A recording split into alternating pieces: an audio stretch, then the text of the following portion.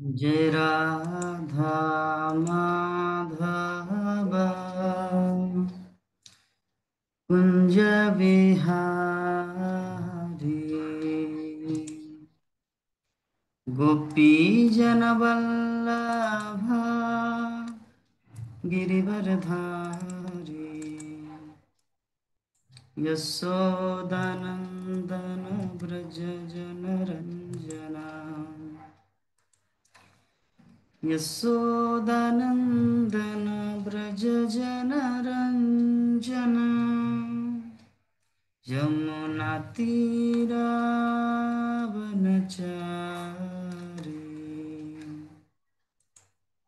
यमुना तीरावनचारी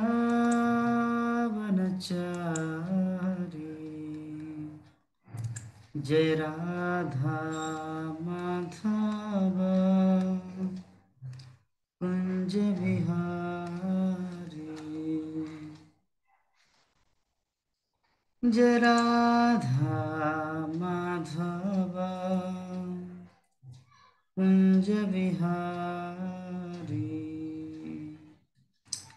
हरे कृष्णा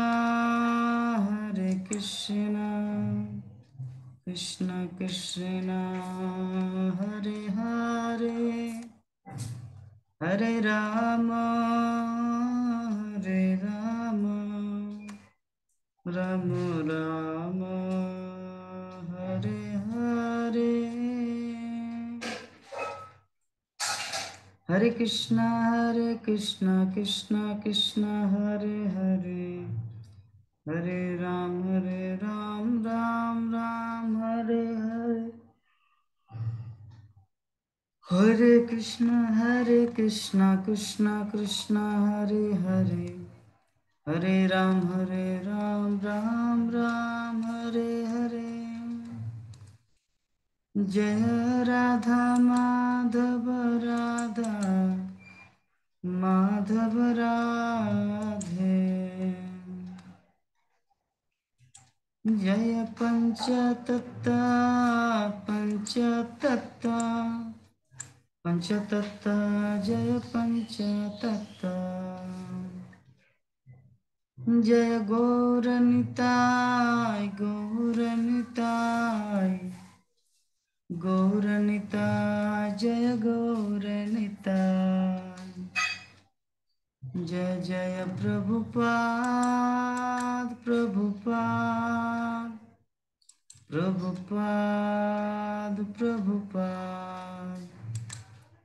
निताय गौर हरि बोल हरि बोल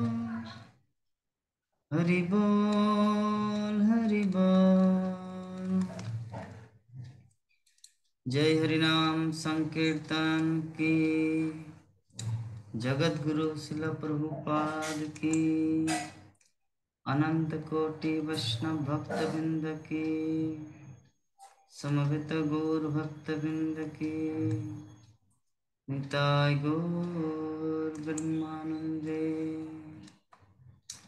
ओम अज्ञानतिमिरान्धस्य ज्ञानाञ्जनशलाकया चक्षुरुन्मिलितं येन तस्मै श्रीगुरुवे नमः श्रीचैतन्यमनोभीष्टं स्थापितं येन भूतले स्वयं रूप कदा मह्यं ददाति शपदान्तिकं वन्देऽहं श्रीगुरो श्रीयुतापदकमलं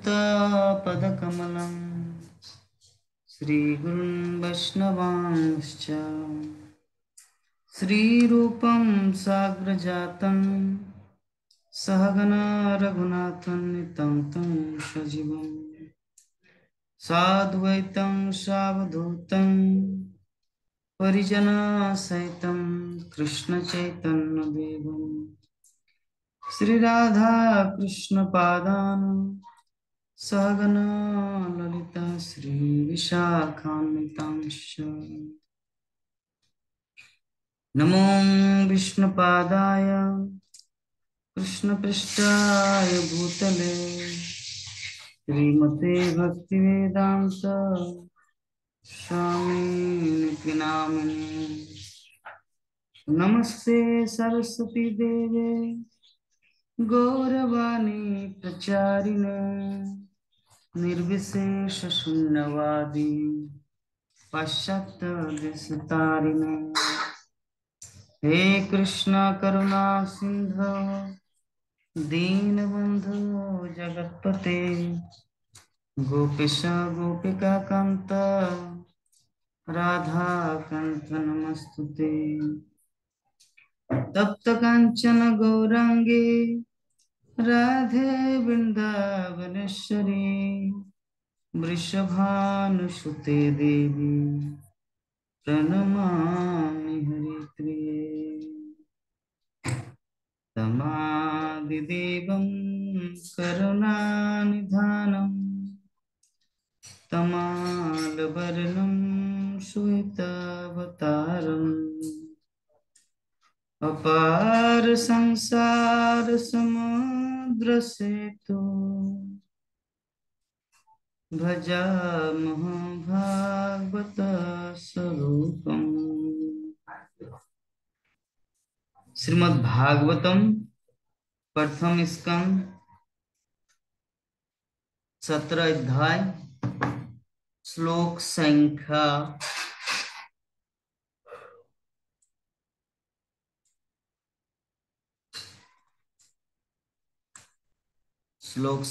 35। सूत उवाच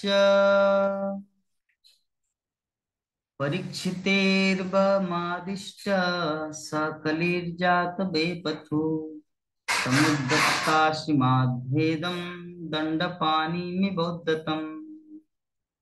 श्री सुद गोस्वामी ने कहा, इस प्रकार महाराज परीक्षित द्वारा आदेश किए जाने पर कली भय के मारे थरथराने लगा। राजा को अपने समक्ष जमराज के समान मारने के लिए उद्यत देखकर कली ने राजा से इस प्रकार कहा। तात्पर्य में श्रील प्रभुपाद बोलना चाहिए, राजा कली को तुरंत मारने के लिए तैयार थे यदि वह उनकी आज्ञा का पालन न करता, अन्यथा राजा को उसको जीवन दान देने में कोई आपत्ति न थी। कली ने भी विभिन्न प्रकार से दंड से बचने का उपाय लगाकर अंत में निश्चय किया कि अब वह राजा के शरण में जाए। अतः वह जीवन के भय से कांपने लगा। राजा या शासक को इतना प्रबल होना चाहिए कि वो कली जैसे व्यक्ति के समक्ष काल पुरुष जमराज की भांति खड़ा रह सके। राजा के आदेश का पालन होना चाहिए, अन्यथा अपराधी का जीवन संकट में रहता है। इसी विधि से राज्य के नागरिकों के सामान्य जीवन में उत्पात करने वाले कली पुरुषों के ऊपर शासन जमाया था। तो हम लोग एवरीडे ये श्रवण कर रहे कि किस प्रकार कली जो इस धरती अर्थात कलियुग का प्रारंभ हुआ और धरती माता अर्थात पृथ्वी माता गाय और धर्म बेल को कितना कष्ट दिया था। तो परीक्षित महाराज ने जब देखा तो उनको तुरंत गुस्सा आया और उनको मारने के लिए तुरंत तलवार लेके उद्यत हो गए। तो कली समझ गए कि अभी अगर महाराज से माफी न मांगा जाए तो ये मुझे मार देंगे।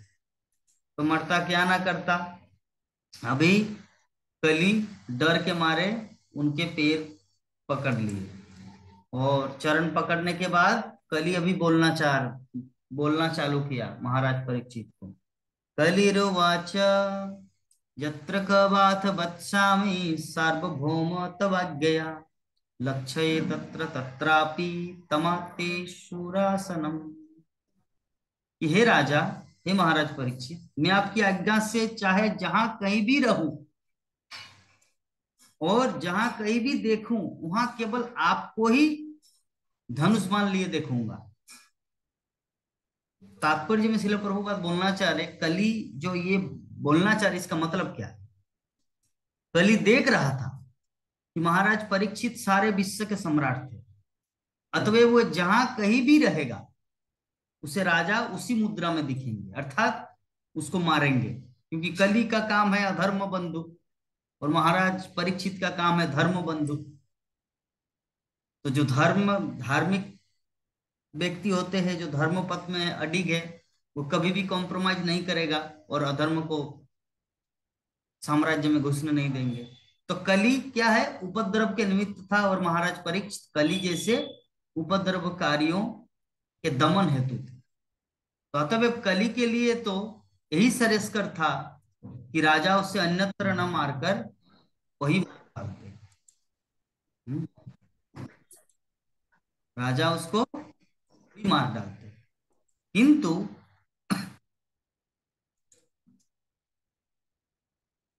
राजा के समक्ष शरणागत के रूप में था, और जब कोई शरणागत होते हैं तो राजा का कर्तव्य है उनकी रक्षा करना। हम लोग पिछले श्लोक में वर्णन किए कि जिस प्रकार परीक्षित महाराज बोले कि मैं अपने पूर्वजों का जस को कलंकित नहीं करना चाहता। अर्जुन पितामह, वो सब क्या किए थे, शरणागत की रक्षा किए थे। तो अगर मैं इनको मार दूं कली को, तब तो वो जस कलंकित होगा। तो कली इस प्रकार बोलने लगा महाराज परीक्षित को, तन्मे धर्म वृत्ताम श्रेष्ठ स्थानम निर्देष्टुम अर्हसि जत्रेव नियतो वत्स आति संष्ठेतो अनुशासनम। अर्थात अथवा हे धर्म रक्षकों में श्रेष्ठ महाराज परीक्षित, कृपा करके मेरे लिए कोई स्थान निश्चित कर दे जहां मैं आपके शासन के संरक्षण में स्थायी रूप से रह सकूं।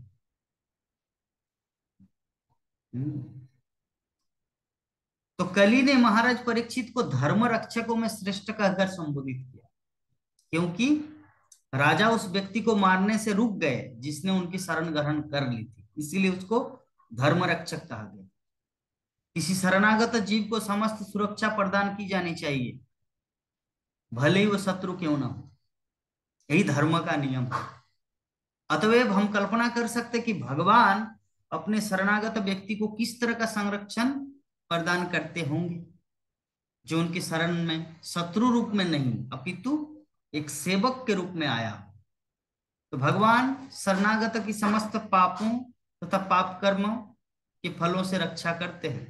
हम लोग जानते हैं भगवत गीता में भगवान श्री कृष्ण बताना चाह रहे हैं कि सर्वधर्मान परित्यज्य मामेकं शरणं व्रज अहम ताम सर्व पापेभ्यो मोक्षयास्यमि मा शुचः। कि आप मेरी शरण ग्रहण करो, मेरी शरण ग्रहण करना ही रियल धर्म है, बाकी सब अधर्म है। तो सर्वधर्मान परित्याज्य, सब कुछ छोड़ के मेरी शरण में आओ, यही है रियल धर्म। क्यों? क्योंकि आपको मैं सभी प्रकार के पापों से मुक्त कर दूंगा। अहम ताम सर्व पापेभ्यो, तुम चिंता मत करो, मुक्त कर दूंगा तुम्हें। ठीक है। तो जब एक भक्त किसी को मुक्त कर सकते हैं तो भला भगवान श्री कृष्ण क्यों नहीं कर सकते। इसीलिए हम सबको सदैव ये स्मरण में रखना है कि कृष्ण हमारे जीवन में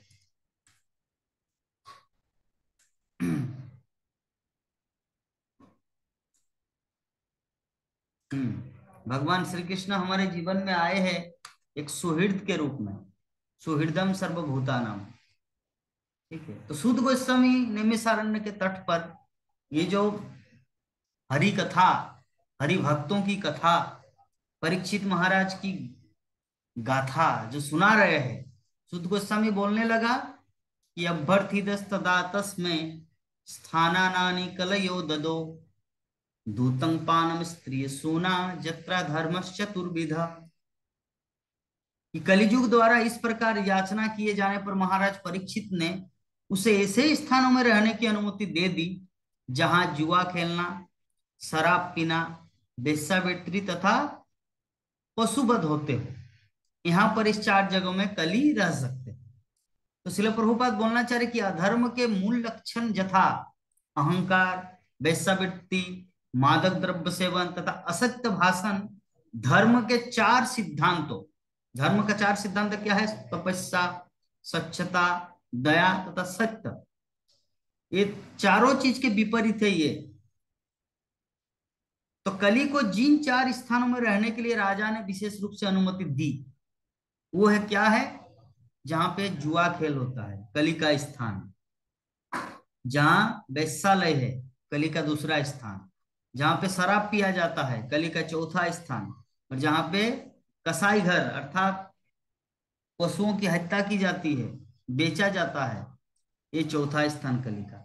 तो इसलिए जीव गोस्वामी हम सबको निर्देश देते हैं कि शास्त्रों के सिद्धांतों के विरुद्ध मद्यपान तथा श्रोत्रामणि यज्ञ, बिना विवाह के स्त्रियों की संगति तथा शास्त्रों के आदेश के विरुद्ध पशुवध, ये अधार्मिक कृत्य है। वेदों में प्रवृत्तों अर्थात जो भौतिक भोग में लगे हैं तथा निवृत्त अर्थात जो भवबंधन से मुक्त है, उनके लिए दो भिन्न भिन्न प्रकार के आदेश। प्रवृत्तों के लिए वैदिक आदेश ये है कि वो धीरे धीरे अपने कर्मों को मोक्ष मार्ग की ओर नियमित करें। अथवा जो लोग निपट अज्ञानी हैं और सुरा सुंदरी तथा मांस के आदि है, उन्हें श्रोत्रामणि यज्ञ करके, सुरापान करके, विवाह करके स्त्री का संसर्ग करने तथा यज्ञों द्वारा मांस खाने की कभी कभी अनुमति प्रदान की जाए। वैदिक साहित्यों की ऐसी संस्तुतियां एक वर्ग विशेष के लिए, सर्वसाधारण के लिए नहीं। लेकिन चूंकि ये विशिष्ट व्यक्तियों के लिए वैदिक आदेश है, अतः प्रवृत्तों द्वारा किए जाने वाले ऐसे कार्य अधर्म नहीं माने जाते। किसी एक का भोजन दूसरे के लिए विष हो सकता है। इसी तरह जो तमोगुणियों के लिए संस्तुत है, सतोगुणियों के लिए विषपान जैसा है। ये जो मीट मछली खाना, ये वेश्यावृत्ति करना, ये एक एकदम तमोगुणी जीव जो उसके बिना रह नहीं सकते, उनके लिए वो आहार है। लेकिन एक सतोगुणी व्यक्ति के लिए वो विषपान जैसा है।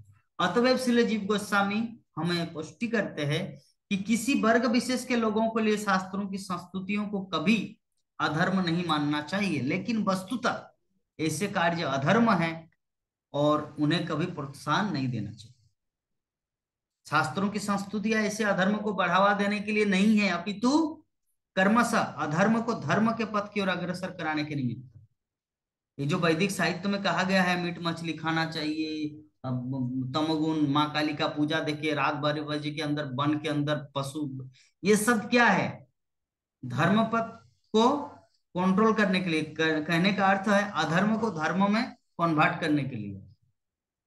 महाराज परीक्षित के पद चिन्हों का अनुसरण करते हुए राज्यों के समस्त कार्यकारी प्रमुखों का यह कर्तव्य है कि वे अपने राज्यों में धर्म के सिद्धांतों, तप, स्वच्छता, दया तथा सत्य की स्थापना करें और सभी प्रकार से अधर्म को, अहंकार, अवैध स्त्री संग या वेश्यावृत्ति, मादक द्रव्य सेवन तथा असत्य को रोके।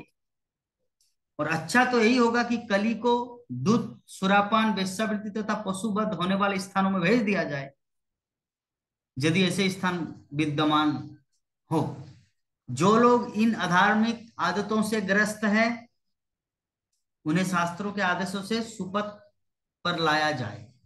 किसी भी परिस्थिति में उन्हें किसी भी राजसत्ता से प्रोत्साहन नहीं मिलना चाहिए। दूसरे शब्दों में राज्य सत्ता को दूत क्रिया, सुरापान, वेश्यावृत्ति तथा असत्य को पूर्ण रूपेण बंद करा देना चाहिए। जो राज्य बहुमत द्वारा भ्रष्टाचार का उन्मूलन करना चाहता है, उसे निम्नलिखित विधि से धर्म का परिवर्तन करना चाहिए। पहला, कि एक मास में यदि अधिक नहीं, एक मास में यदि अधिक नहीं तो कम से कम 2 दिन अनिवार्य उपवास, तपस्या करना चाहिए। आर्थिक दृष्टि से भी ऐसे 2 दिन के उपवास से राज्य में लाखों टन खाद्यान्न की बचत होगी और इससे नागरिकों के स्वास्थ्य पर भी अच्छा प्रभाव पड़ेगा, अर्थात एकादशी। दूसरा, तरुण बालकों तथा बालिकाओं की आयु जब क्रमशः 24 वर्ष तथा 16 वर्ष की हो जाए, उनका अनिवार्यतः विवाह होना चाहिए। यदि लड़कों तथा लड़कियों का वैध विवाह हो चुका हो तो स्कूलों तथा कॉलेजों में सह शिक्षा देने में कोई हानि नहीं है। यदि लड़कों तथा लड़कियों में घनिष्ठता हो भी जाए तो अवैध संबंध होने के पूर्व उनका समुचित रीति से विवाह कर दिया जाए। तलाक, डिवोर्स एक्ट से वेश्यावृत्ति को प्रोत्साहन मिलता है, अतः इसको मिटा दिया जाए। प्रभुपाद तात्पर्य में यह सब संविधान लागू किए हैं। राज्य के नागरिक राज्य में या समाज में आध्यात्मिक वातावरण उत्पन्न करने के लिए अपनी अपनी आय का 50% तक दान में दे। वे भागवत के सिद्धांतों का उपदेश कर्मयोग द्वारा अर्थात भगवान को प्रसन्न करने के लिए ही प्रत्येक काम करके प्रामाणिक पुरुषों या मुक्तात्माओं से श्रीमद् भागवत का नियमित श्रवण करके। तीसरा, घर पर या पूजा स्थलों पर सामूहिक रूप से भगवान की महिमा का कीर्तन करके, श्रीमद् भागवत के उपदेश में लगे भागवतों की सभी प्रकार की सेवा करके तथा ईश्वर चेतना से पूरित वातावरण वाले स्थान में रहकर करे। यदि राज्य उपयुक्त विधि से संचालित हो तो सहज ही सर्वत्र ईश्वर चेतना होगी। सभी प्रकार की जुआ, दुष्ट क्रिया, यहाँ तक कि सट्टेबाजी भी, game, video game, mobile game पतन की ओर ले जाने वाली है। और जब राज्य में जुआ खेलने को प्रोत्साहन मिलता है तो सत्य का सर्वथा लोप हो जाता है। उपयुक्त आयु से अधिक काल तक तरुणों तथा तरुणियों को अविवाहित रहने की अनुमति तथा सभी तरह से कसाई घरों को लाइसेंस का निषेध होना चाहिए। मांसाहारियों को शास्त्रों अनुमोदित विधि से मांस ग्रहण करना चाहिए, अन्यथा नहीं। सभी प्रकार का नशा, यहाँ तक कि सिगरेट पीना, तंबाकू चबाना तथा चाय पीना भी निषिद्ध होना चाहिए।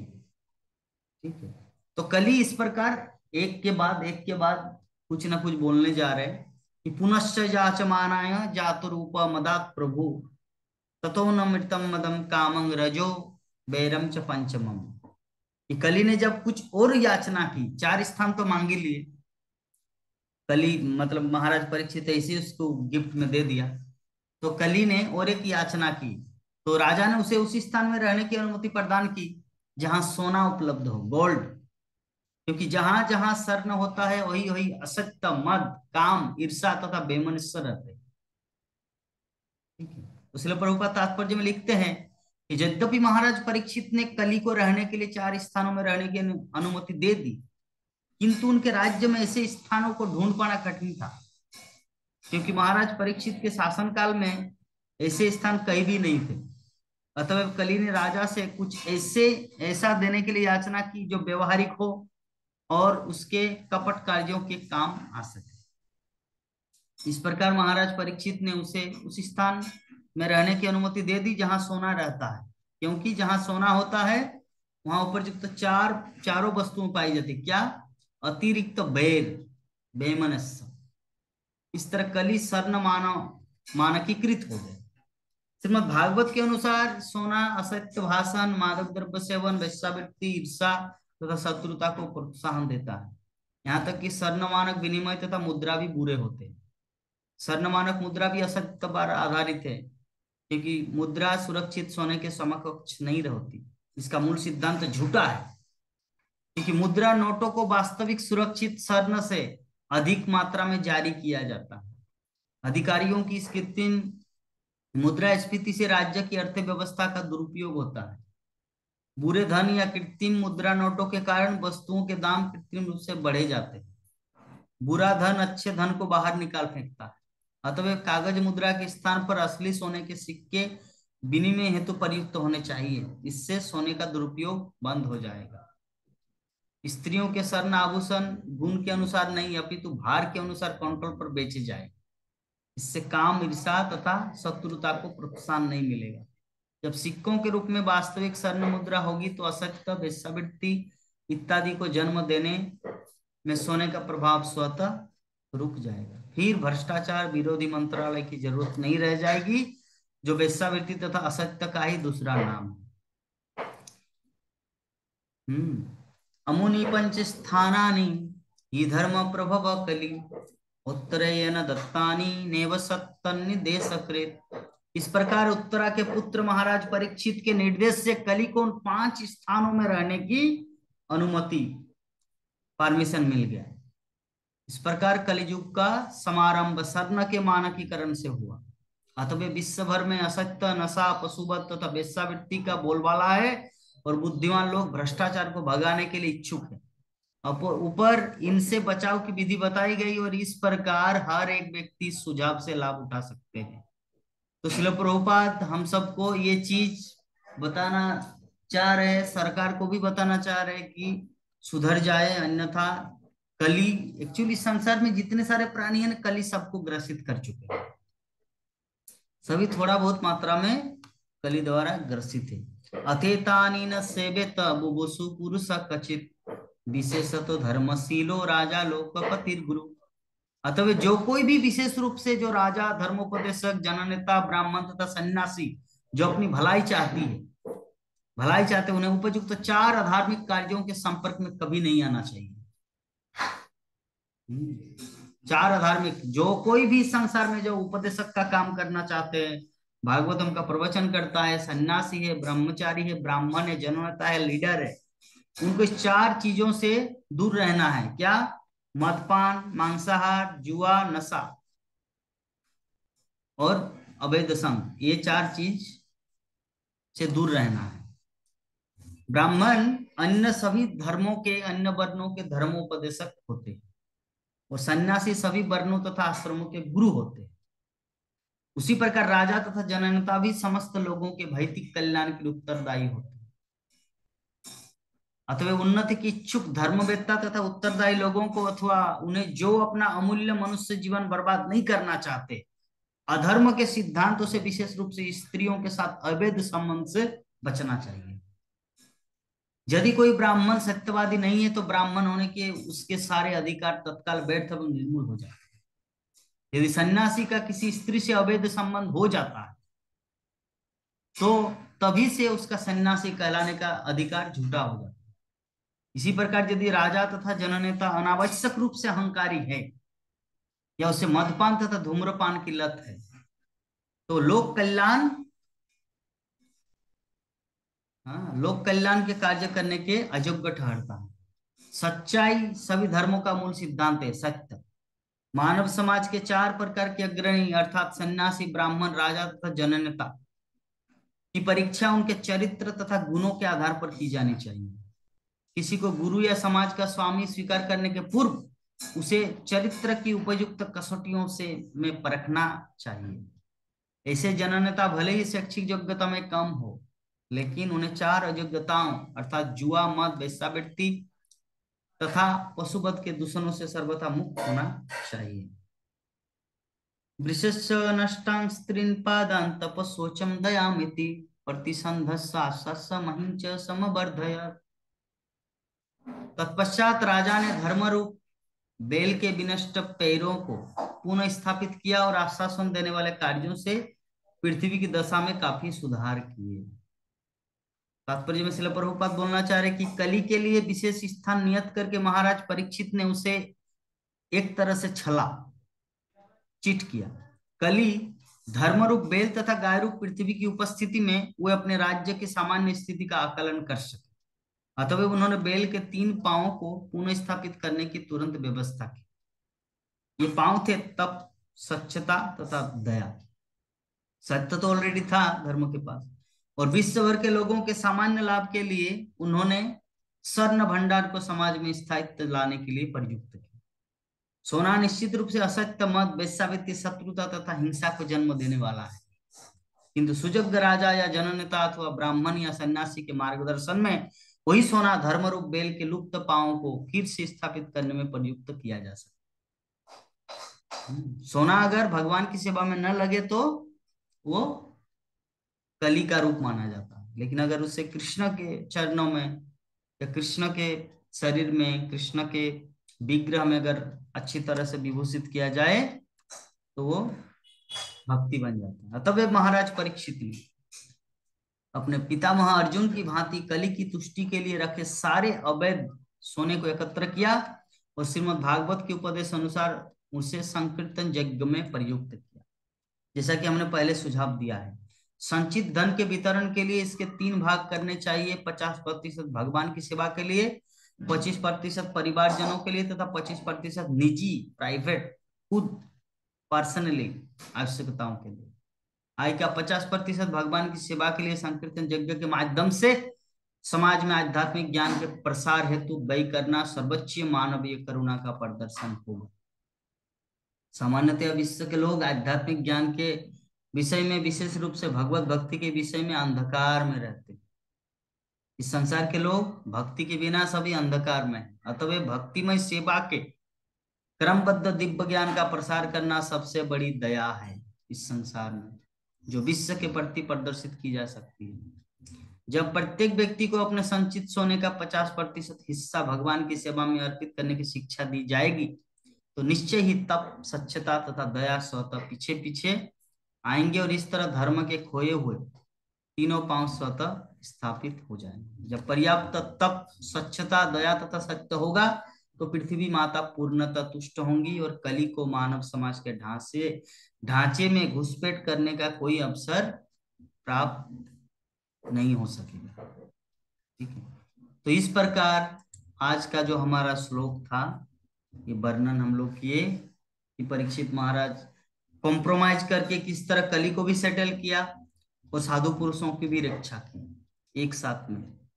क्योंकि अगर कली को पूरा अलाउ दे देते तब तो पूरा धार्मिक व्यक्ति अधार्मिक बन जाएंगे, लेकिन उन्होंने ऐसे जगह उसको स्थान दिया। इस प्रकार राजा का बुद्धि, परीक्षित महाराज का बुद्धि, इंटेलिजेंस रियली में यूनिक, अद्वितीय है। तो माता जी कुछ प्रश्न है? Any question?